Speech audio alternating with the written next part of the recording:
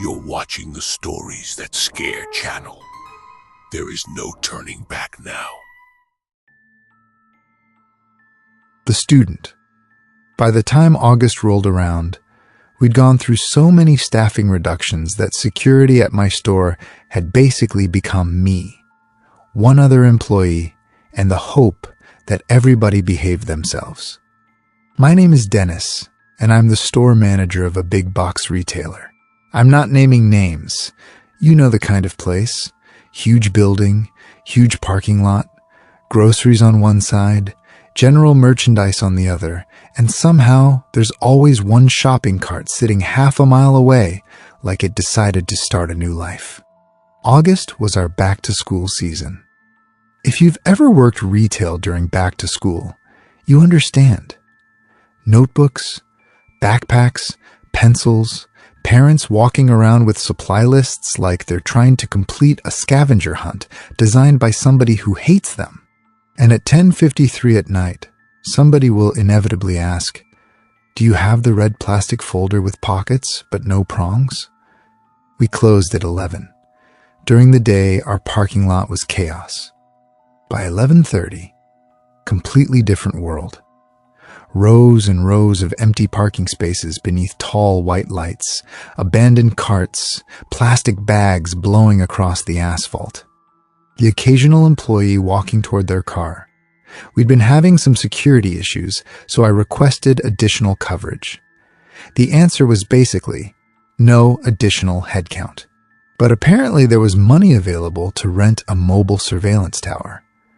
When I saw the approval, I laughed. So we can't afford another employee, but we can't afford RoboCop on a stick? Apparently we could. A company delivered it on a trailer. Tall telescoping mast, blue lights, speakers, 4 cameras mounted at the top. And I could control all 4 from inside the store. Pan, tilt, zoom, night vision. Camera 1 covered the main entrance. Camera 2 covered the grocery side. Camera 3 covered the outer parking lot. Camera 4 covered the side of the building and receiving. I loved that thing. Within 2 days, I'd named it the Third Eye. One of my assistant managers hated the name. "Dennis? That's creepy." "It watches the parking lot." "It has 4 cameras." "Fine. The 3rd, 4th, 5th, and 6th eyes." "That's worse." The name stayed. For the first few weeks, the Third Eye worked beautifully. Then, I saw the Student. It was a Tuesday, 11:38 p.m. store closed, most employees gone. I was in the management office finishing paperwork before heading home. The 4 surveillance feeds were running on a monitor beside me. Camera 1, empty. Camera 2, empty. Camera 3. Someone was walking through the parking lot. I leaned closer. Young guy, maybe 16 or 17. Polo shirt, khaki pants, white sneakers, backpack hanging over one shoulder. He looked like he'd just walked out of school. Except it was almost midnight. "What are you doing out there?" I took control of camera 3. The lens followed him. He walked past a cart corral, then behind a parked pickup belonging to one of our overnight employees. I waited for him to come out the other side. Nothing. I moved the camera. No kid. Switched to camera 2. Nothing. Camera 1. Nothing. Camera 4. Nothing. Huh. I assumed he'd gotten into a vehicle, finished my paperwork, went home. Didn't think much about it until Thursday. 11:52 p.m. There he was again. Same polo. Same khakis. Same backpack. This time, the Student was sitting on the curb near our garden center. I recognized him immediately. I zoomed in. He sat with his elbows on his knees and his head down. Then, he raised his head and looked directly at camera 3. I stopped moving it. Those cameras were mounted high above the parking lot. There was no reason this kid should know which one I was using. I moved camera 3 slightly. His eyes followed it. "Well, pickle my pancakes." I switched to camera 1. The student immediately turned his head toward camera 1. I stopped. Switched to camera 4. His head turned toward camera 4. That's a whole bucket of no thank you. Camera 2. He turned toward 2. I switched back to 3. Empty curb. Gone. I pulled up the recording. One frame, he was sitting there. Next frame, empty. No standing, no walking, no transition. That scared the stuffing out of my Pop-Tart. After that, the student became a regular, but only after closing. That was the strangest part. During back-to-school season, thousands of people came through our parking lot every day. I checked hours of daytime footage. Nothing. Never once saw him. Store closes? There he is, 11:17, walking, 12:04, sitting underneath a light, 1:13, standing beside a cart corral, always carrying that backpack, and always watching the cameras. One night, I followed him with camera 2 as he walked toward the entrance. He stepped behind a cart return. Gone. Camera 1. Nothing. Camera 3. Nothing. Camera 4. There he was, standing beside receiving, opposite side of the building. There was absolutely no way he'd gotten there that fast. Then he looked up, straight at camera 4. I switched to 1. His head turned toward 1. 2. Head turned. 3. Again. He always knew. I stopped switching. The student stared into camera 3, then smiled. Not a big smile.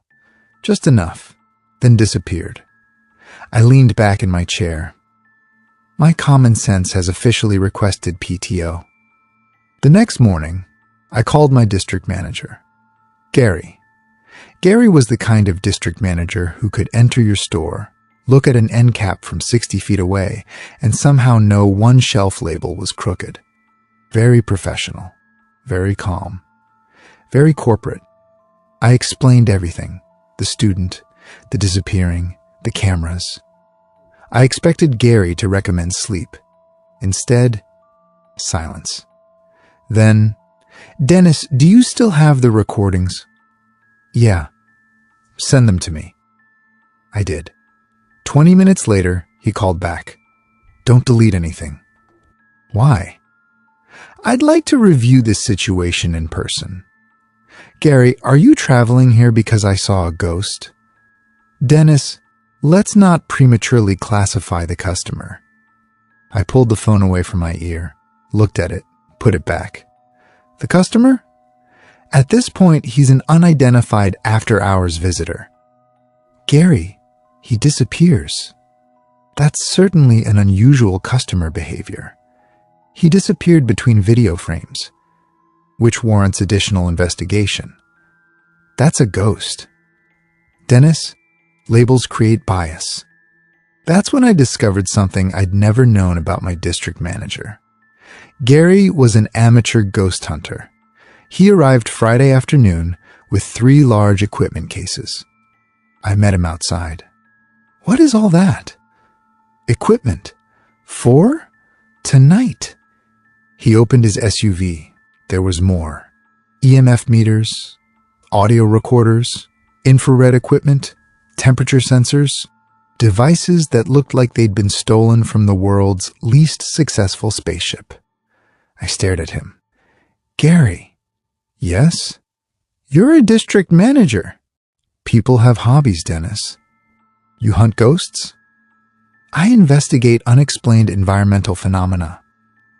You hunt ghosts. I prefer not to use that terminology. I watched him unload another case. Hey, Gary. Yes? You know why ghosts are terrible liars? He stopped. I smiled. Because you can see right through them. I laughed. Gary stared at me. Are you finished? For now. Good. He picked up his case. This is why you're a district manager. Gary spent the afternoon reviewing my footage. He was especially interested in the student's ability to follow whichever camera I activated. Camera 1. Head turns. Camera 4. Head turns. Camera 3. Head turns. Gary replayed it. Interesting. That's your word?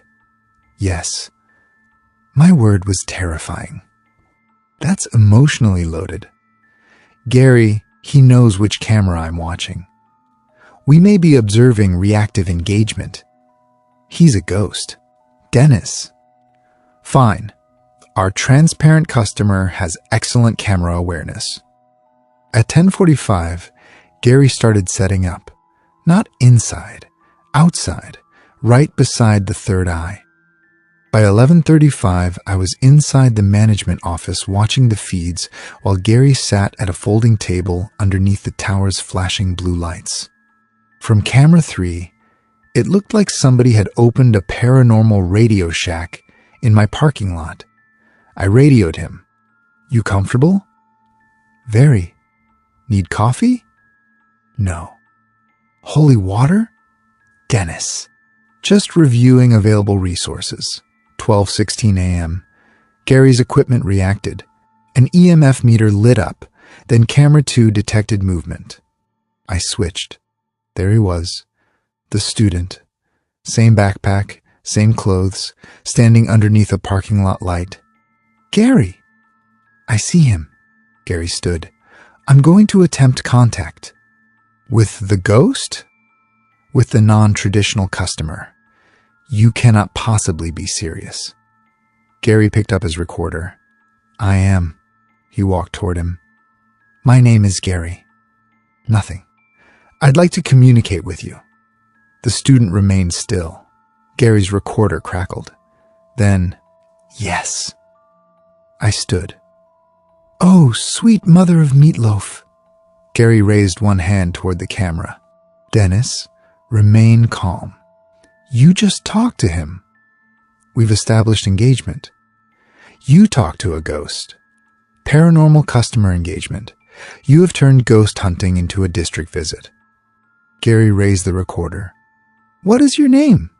Static. Then, Patrick. Gary wrote it down. Patrick, are you a student? Yes. Where do you attend school? Static. Then, Ridge. Pause. Distance. Gary looked toward my camera. I grabbed the radio. Ridge Distance High School? The recorder reacted. Yes. Gary radioed me. Dennis, search it. I did. Nothing. I searched the city. Nothing. County. Nothing. State school listings. Nothing. Gary, there's no Ridge Distance High School. Gary looked toward Patrick. Patrick, is Ridge Distance nearby? No. Do you know where you are? Long silence. Then, no. Something about that answer changed the whole feeling. Patrick didn't look creepy anymore. He looked lost. Gary asked, Patrick, why are you here? Patrick looked toward the third eye. Then the recorder crackled. Camera. Gary looked up. At the tower. I looked at the tower through my office window. Then something clicked. Gary. Yes? This thing is rented. Correct. Where was it before here? Gary didn't answer. He walked back toward his laptop. The rental company maintained deployment records. Gary pulled them up. Current assignment. Our store. Previous assignment. Gary stopped scrolling. I leaned toward my monitor. What? He radioed. Dennis. What? I found Ridge Distance. Previous deployment. Ridge Distance High School. I stared. You just said that school doesn't exist. It's not listed as a conventional public school. Gary searched the address. Then, everything came together. Ridge Distance High School was an educational program located on the grounds of the Ridge Distance State Behavioral Health Center. The campus had been established decades earlier as a state residential treatment facility. Young residents receiving longer-term behavioral and mental health care attended classes in a separate school building on the property. Much of the original campus was no longer used. But the educational program had remained. And until 3 weeks earlier, our surveillance tower had been parked there. I slowly looked through my office window. Gary! Yes? We rented a haunted surveillance tower. I wouldn't characterize the asset itself as haunted. There's a ghost attached to it. We appear to have experienced an unintended paranormal transfer between deployment locations. We rented a haunted surveillance tower. Pause. For simplicity, yes. Gary went back to Patrick. Patrick, did you come here with the camera? Yes. Did you mean to? No. Gary's voice softened. Do you want to stay here? Immediate response. No. Where do you want to go? Patrick looked toward him. Home. Where is home? Static. Then, school. Ridge distance. Patrick wasn't stalking us. He wasn't hunting customers. He wasn't trying to frighten me. Every time I changed cameras and Patrick turned toward the active one, he'd been asking the same question. Can you see me? Every time he'd disappeared and appeared somewhere else, he was trying to communicate through the only thing that had carried him away, the third eye. Gary came back inside. We need to initiate a paranormal asset repatriation. I stared at him. We're taking Patrick home. Correct. Then say that. Documentation requires specificity. Gary, nobody is filling out a form for the ghost.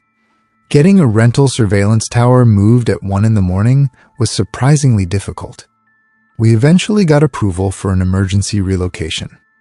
I did not tell the rental company the emergency was named Patrick. The dispatcher asked, why does it need to go back to its previous location? I looked toward Gary. Gary shook his head. Operational requirement. The dispatcher asked, what operational requirement? I looked through the window. Patrick stood beneath camera 3. Previous customer left something attached to it. Technically, completely true. A little after 3 a.m, the third eye returned to ridge distance.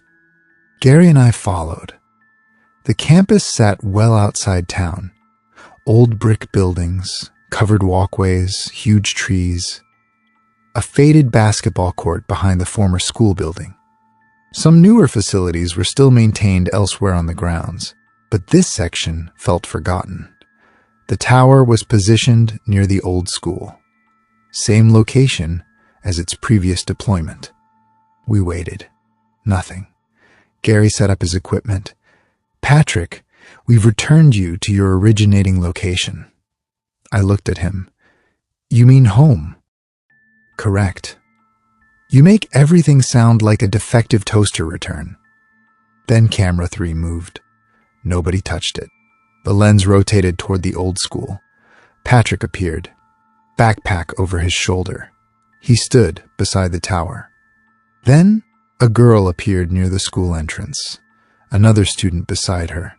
Then another, 5, 8, 12, different clothes, different decades. Students who had once called Ridge distance home. Patrick looked at them. Nobody moved. Then one boy stepped forward. Patrick walked toward him. 10 feet, 20, 30. For the first time since I'd seen him. Patrick didn't disappear. He reached the school entrance. One of the students took his backpack. Another put a hand on his shoulder. Patrick turned around, looked directly toward camera 3, toward us, and waved. I raised my hand. Gary did too. Then Patrick walked through the school doors with the others. Gary's EMF meter dropped. 0. Silence. I smiled. We did it? Gary nodded. Successful paranormal customer resolution. Gary. Yes? Don't ruin this.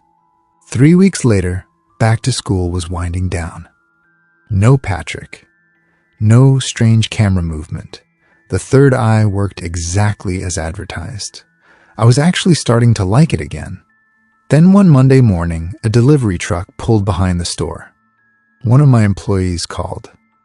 Dennis, Your equipment rental is here. What equipment? Floor cleaner.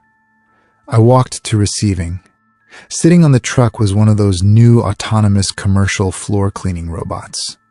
Big, round, sensors everywhere, cameras, completely self-driving. Apparently, we'd been approved to test one for 30 days. The driver handed me the paperwork. Just need your signature. I looked at the robot, then the paperwork. Rental unit, autonomous floor cleaner. I almost signed. Then I noticed something. At the bottom, previous deployment location. I stopped. Read it again. Ridge Distance State Behavioral Health Center. I slowly handed the clipboard back. No. The driver blinked. Excuse me? No. There's no charge today. Still no. Sir, this is already approved. Unapprove it. It's a 30-day pilot. Cancel the pilot. He looked confused. Is there something wrong with this model? I stared at the robot. One of its little cameras rotated, stopped, pointed directly at me. I took one step backward. The driver looked at it, then me. Sir? I pointed toward the truck. Take it back. I'm going to need a reason for the refusal. I thought about Patrick, the surveillance tower, Ridge Distance. Then I looked at that robot. Previous customer left something attached to it. The driver stared at me. What? Long story. The robot's screen suddenly illuminated. Neither of us had touched it. A message appeared. Ready to begin route. Then another. Mapping, new location. Nope. I pointed toward the truck. Return to sender. The driver shrugged and started raising the lift. As the robot disappeared into the truck, its camera remained pointed at me. Gary called 20 minutes later. Dennis, I understand you declined the autonomous floor care pilot. Correct. May I ask why? It came from Ridge Distance. Silence. Long silence. Then Gary said, Good decision. I smiled. Would you classify that as effective paranormal risk management? Gary paused. Dennis? Yeah? I am extremely proud of you. And that's how I learned one of the most important lessons of my retail career. Always check your deliveries. Always check your rental history. And if somebody offers you the latest smart technology at absolutely no cost, find out where it worked last. Because sometimes the previous customer leaves something behind, and sometimes it follows the equipment.